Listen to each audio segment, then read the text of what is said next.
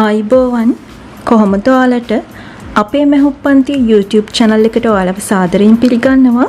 ඉතින් ඔයාලා මේ දවස්වල ගෙදර ඉන්න නිසා මම හිතුවා ඉවත දමන රෙදි වලින් රෝස මල් පොහොට්ටු පොකුරක් හදා ගන්න ආකාරය කියලා දෙන්න.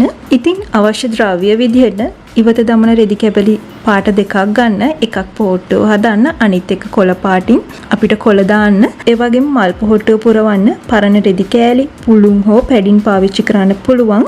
ඉතින් ඊට අමතරව මම ළඟ කම්බිනක් නැහැ මේ වෙලාවේ. ඒ නිසා මම නාලටි කොටසට පෑන් බට තමයි ගත්තේ. ඔයාලට කැමති දෙයක් ගන්න පුළුවන්. ඒ වගේම ඉදි කට්ටකුයි නූල් ටිකකුත් අවශ්‍ය වෙනවා. ඒ වගේම ෆැබ්‍රික් ග්ලූ හෝ ග්ලූ ගන් එකක් අවශ්‍ය වෙනවා. අපි බලමු කොහොමද මේ පොහොට්ටුව හදන්නේ කියලා. ඔයාලට මල් කිහිපයක් හදන්න ඕන නම් ටිකක් ඝනකම කාඩ්බෝඩ් එක ඔයාලා කැමති ප්‍රමාණයක රවුමක් ඇඳලා කපා ගන්න. මම නම් මේ ගෙදර තිබිච්ච භාජනයක මූලියක් තියලා තමයි මේ විදිහට රවුමේ පතරම හදාගත්තේ. සාමාන්‍යයෙන් මේ රවුම නම් මම කපාගෙන තින්නේ අඟල් 6යි 3 කාලක් වගේ විශ්කම්බයක් තියෙනවා. ඊට පස්සේ මම මේ රවුම රෙදි කොටස මත තියලා රවුමක් කපා ගන්නවා. එක පොහොට්ටුවකට එක රවුමයි අවශ්‍ය වෙන්නේ. මම රවුම් දෙකක්ම මෙතනදී කපා ගන්නවා, දෙකක් හදා ගන්න.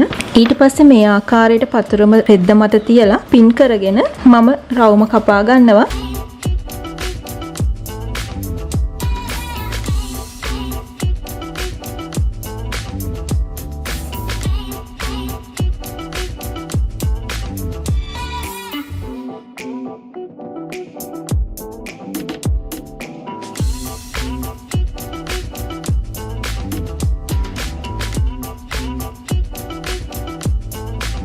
ඊට පස්සේ මේ විදිහට එක රවුමක් අරගෙන මම හරි මැදින් දෙකට නවලා නැවතත් මේ ඔයාලට පේන විදිහට දෙකට නවන. ඔයාලගේ රෙදි කොටස නවා ගන්න අමාරු නම් අයන් කරන්න. මට මේ විදිහට නවා ගන්න පුළුවන් අතින් තද කරාම.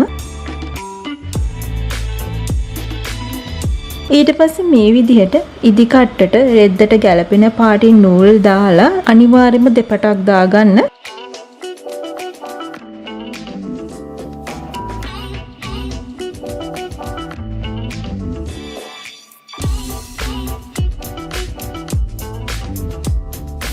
ඔයාලට මේ විදිහට ඔයාලට පේනවා ඇති දිගෑරියාම මෙන්න මේ විදිහට පොටවල් 4ක් එනවා.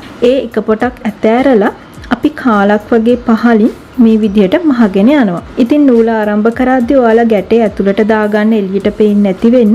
ඊට පස්සේ දිගටම මේ විදිහට මහලා අපි අර ඇතෑරපු රෙදි කොටසෙත් නූල් ඇදලා අපි පටන් ගත්ත තැනට වෙනකම මහ ගන්නවා.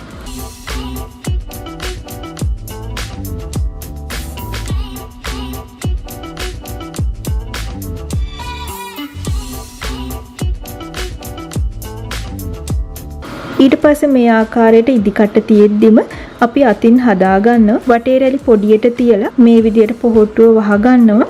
රැලි කරද්දී උඩටම රැල්ල ගන්න එපා.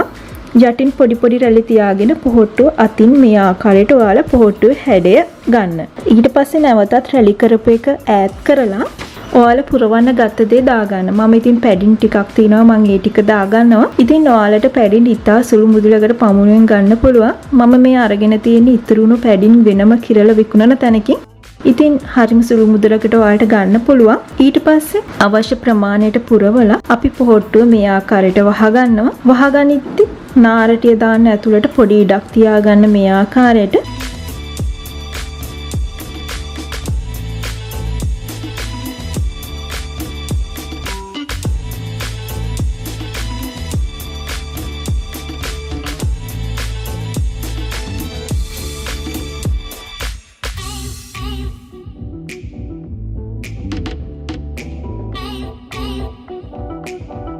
ඊට පස්සේ මම මේ විදිහට ඉවර වෙච්ච පෑනක් අරගෙන ගම් ටේප් ඔතනවා. ඔයාලට ගම් ටේප් නැත්නම් ඔයාලට පේන ආකාරයට මේ වගේ කොළ පාට රිබන් එකක් උනත් පාවිච්චි කරන්න පුළුවන්.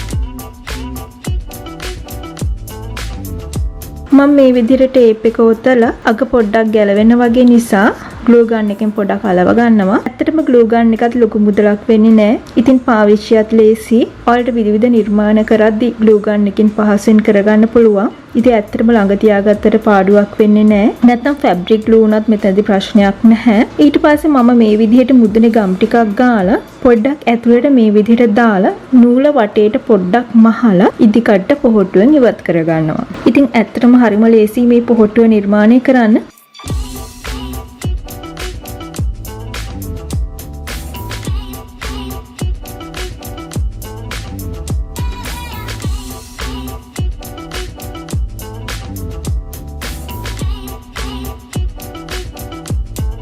ඊට පස්සේ අපිට තියෙන්නේ කොළ දාන්න. ඔයාලට කැමති කොළ ප්‍රමාණයක් දාන්න පුළුවන්. මම ඉතින් කොළ 4ක් වගේ තමයි මේ පොහොට්ටුවකට දාන්න ඉන්නේ. මම අවශ්‍ය කොළේ ප්‍රමාණය මැන ගන්නවා. මේ පොහොට්ටුව යට ඉඳලා අපි සාමාන්‍යයෙන් ඔයාලට කැමති ප්‍රමාණයකට මැනගෙන ඇත්තටම මනින්න අවශ්‍යත් ඔයාලට දැක්කහම අදහසක් ගන්න පුළුවන්. ඔයාලා කැමති සයිස් එකකට කොළ දාන්න පුළුවන්. ඉතින් මම අඟල් 1/2ක් වගේ කොළයක් දානවා. ඉතින් මම කොළ 4ම එකවර කපා ගන්න නිසා අඟල් 3ක සමචතුරස්‍රයක් තමයි කපා ගන්නෙ. මොකද මම 4ට නවල කොළය කපා ගන්න නිසා. ඊට පස්සේ මේ ඔයාලට පේන ආකාරයට මම මේ රෙදි කොටස මුලටම දෙකට නවල නැවතත් නවා ගන්නවා. ඊට පස්සේ නැම්ම මේ තමන්ගේ පැත්තට තියාගෙන ඔයාලට මේ විදිහ පේන ආකාරයට කොළේ හැඩේ දෙපසින් කපා ගන්න පුළුවන්.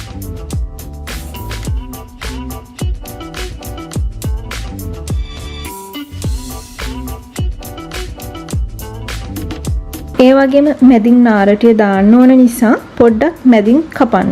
ගොඩක් කපන්න එපා. මොකද 4 පැත්තම එකවර කැපෙද්දි ගොඩක් ලොකු වෙන්න පුළුවන්.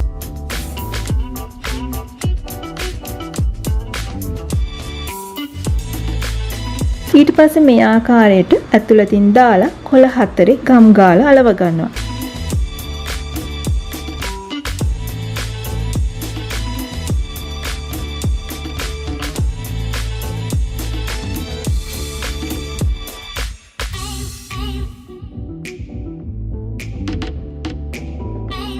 හරි අපි දැන් බලමු කොහොමද අපේ මල් පොහොට්ටුව කියලා. ඉතින් ඔයාලත් හදලා බලන්න. ලොකු වෙලාවක් යන්නෙත් නෑ. හරිම ලස්සනයි. ඉතින් ඔයාලගේ ගෙදර මල් පෝච්චියටත් එහෙමත් නැත්නම් කාට හරි තෑගි කරන්නත් පුළුවන් මේ විදිහට හදලා. ඉතින් ඔයාලට මම තවත් මේ ආකාරයටම මලක් හදන හැටි පෙන්නන්නම්.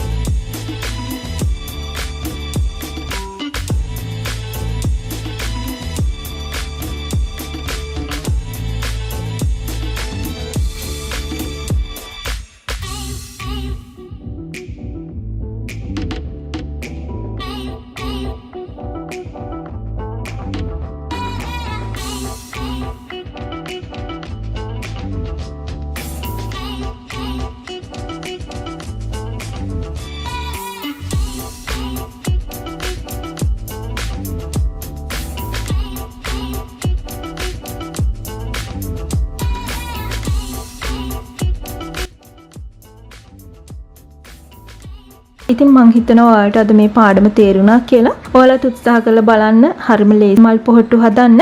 ඉතින් ඔයාලා මගේ මේ වීඩියෝ එකට කැමති නම් ලයික් එකක් දාන්න. ඒ වගේම අපේ මහුම් පන්තිය YouTube channel එක subscribe කරලා නැත්නම් subscribe කරන්නත් අමතක කරන්න එපා. ඉක්මනින්ම අලුත් වීඩියෝ එකකින් හමු වෙමු. ගිහින් එන්නම්.